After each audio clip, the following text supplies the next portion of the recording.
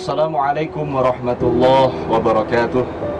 Islam selain menjadi agama yang berorientasi kepada ketuhanan, ia juga berorientasi kepada kemanusiaan. Sehingga agama Islam bukan saja agama yang teosentris, ia juga menjadi agama yang humanis.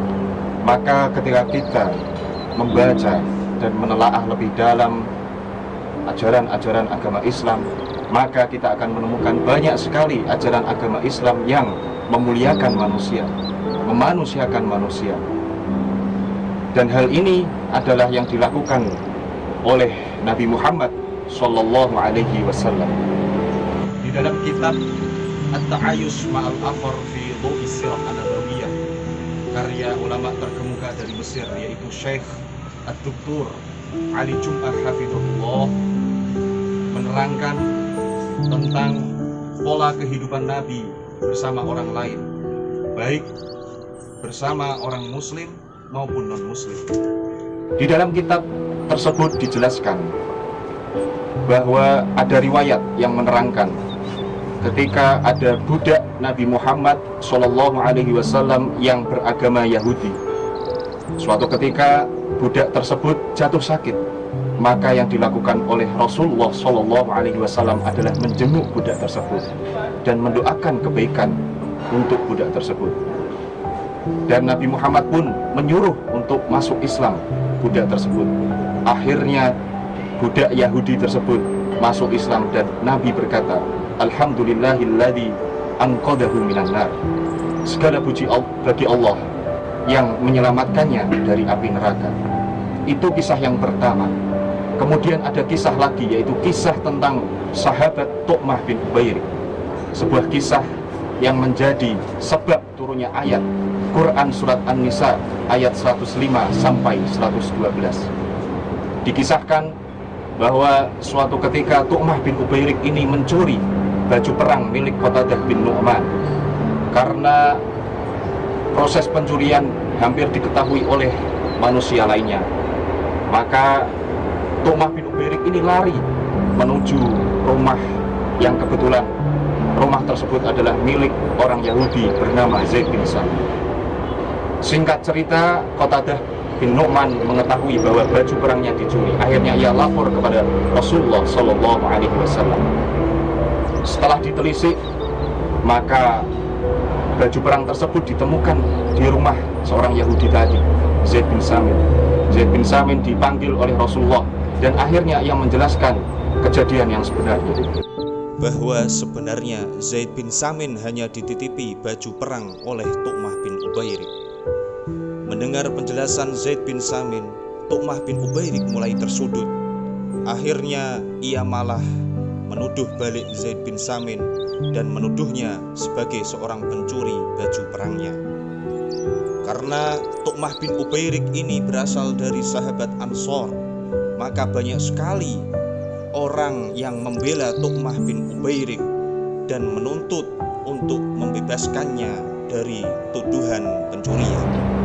Nabi Muhammad hampir saja mengikuti pendapat sahabat Ansor itu, namun Allah Subhanahu wa Ta'ala Maha mengetahui. Akhirnya turunlah ayat Quran Surat An-Nisa ayat 105 sampai 112. Kisah ini mengajarkan kepada kita bahwa Islam sangat menjunjung prinsip-prinsip keadilan, prinsip hidup berperdamaian, prinsip toleransi antar sesama manusia. Di sisi lain, Islam sangat menjunjung tinggi prinsip kesetaraan antar sesama manusia, prinsip al-musawah. Dan hal ini ditunjukkan pada khutbah terakhir Nabi Muhammad Sallallahu Alaihi Wasallam ketika Haji Wada. Di dalam potongan khutbahnya, beliau menyampaikan, Ya ayuhan nas, wahai seluruh umat manusia. Di sini Nabi menggunakan redaksi an-nas, kan alladzina amanu, artinya pesan ini berlaku untuk seluruh umat manusia. Ala inna rabbakum wahid, ingatlah bahwa sesungguhnya Tuhanmu hanya satu. Wa inna abakum wahid, sesungguhnya nenek moyangmu juga satu. Ala la fadla li arabiyyin ala ajamiyyin, ingatlah tidak ada kelebihan bagi bangsa Arab atas bangsa non-Arab, wala li'ajamiyin ala Arabiyyin. Tidak ada kelebihan bagi bangsa non-Arab atas bangsa Arab, wala li aswad ala ahmar. Tidak ada kelebihan bagi orang yang berkulit hitam di atas orang yang berkulit merah, wala li ahmar ala aswad. Dan tidak ada kelebihan bagi orang yang berkulit merah di atas orang yang berkulit hitam, illa bittaqwa, kecuali dengan takwa kepada Allah Subhanahu wa ta'ala. Potongan khutbah Nabi Muhammad ini mengajarkan kepada kita semua bahwa kita sebagai sesama manusia adalah sama, tidak ada perbedaan. Artinya kita harus saling menghormati, saling menghargai.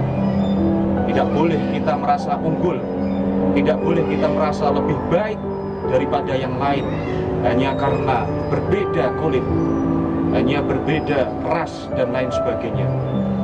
Maka jika kita melihat peristiwa-peristiwa akhir ini, kita seringkali melihat orang-orang yang mengatasnamakan Tuhan, orang-orang yang mengatasnamakan Allah Subhanahu wa ta'ala, lalu menabrak nilai-nilai kemanusiaan. Ia bersikap tidak adil, bersikap tidak toleran antar sesama manusia. Ini bukan Islam. Yang dikehendaki oleh Islam yang sebenarnya adalah keadilan, perdamaian, dan kemanusiaan. Almarhum Gus Dur pernah mengatakan, jika kita memuliakan manusia, jika kita memanusiakan manusia, maka berarti kita juga memuliakan penciptanya, yaitu Allah Subhanahu wa ta'ala. Peradaban sehebat apapun tidak akan bertahan lama jika manusianya tidak saling bersaudara antar sesama manusia. Maka memupuk persaudaraan, kemanusiaan dengan cinta, kasih sayang, dan penuh kasih menjadi penting dalam situasi akhir-akhir ini. Demikian, wallahu a'lam bishawab. Assalamualaikum warahmatullahi wabarakatuh.